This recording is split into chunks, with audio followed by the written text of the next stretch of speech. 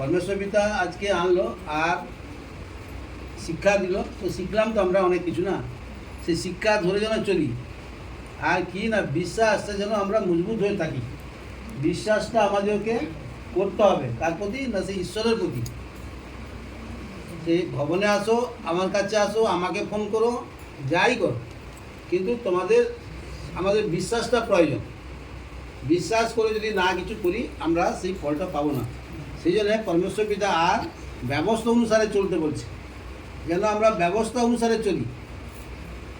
ব্যবস্থা বলতে পরমেশ্বর পিতার যে ব্যবস্থা, কত সুন্দর সুন্দরভাবে পরমেশ্বর পিতা তার সন্তানের দ্বারা শিক্ষা দিয়ে গেলেন।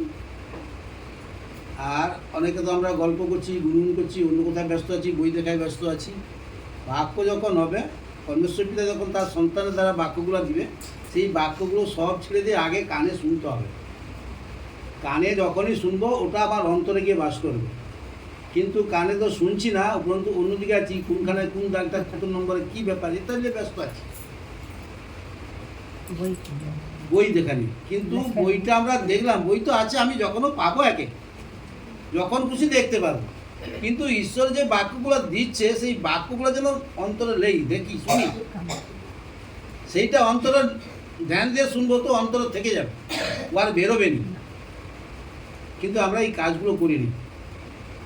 আবার কেউ দিদিভাই কি বলছে না, দিয়াবলের মন্দির বেড়াতে গেছিল, আসার পরে মাথার যন্ত্রণা, আমাকে বললো মা মাথার যন্ত্রণা হচ্ছে, আমার একটু প্রার্থনা করে দাও।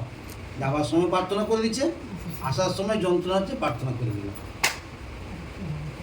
পবনে এলো আর 10 বছর, আসার পরে কি শিখতে পারলো, 2 নৌকা পায়ে দিয়ে আমাকে চলতে হবে, নাহলে বেটা করে থাকতে দিবেন।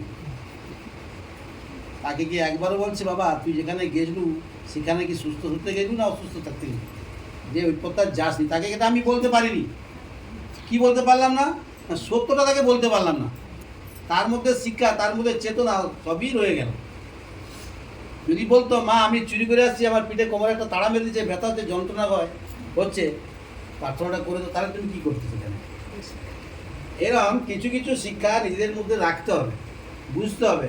দিদিভাই দাদা ভাইরা যে এত বকে, ঈশ্বর যে তাদের দ্বারা কার্যগুলো করায়, সেগুলোর কোনো মূল্য নেই। এরকম কাজ যেন আমরা না করি। তাকে যেন বলি যে তুই আগে ধন্যবাদটা দে, তো আমি প্রার্থনা করে দিচ্ছি, এটা তো বলতে পারি। কিন্তু প্রার্থনা করে দিলাম, আবার ওরকম কাজ করবে, কাল অন্যায় করে এসে বলবে, তো এটা কি হবে? তার চেতনা সে কোনোদিনই পাবেনি। পাপটা তোমারই হয়ে যাচ্ছে, তুমি ধুনো গায়ে পাদে চলে যাচ্ছ। পরমেশ্বর পিতা যেদিন থেকে আমাদেরকে সৃষ্টি করে এনেছেন, মায়ের গর্ভে থেকে আমরা আছি, সেদিন থেকে পরমেশ্বর পিতা আমাদের সঙ্গে আছেন, যেদিন থেকে সৃষ্টি করে দিয়েছি।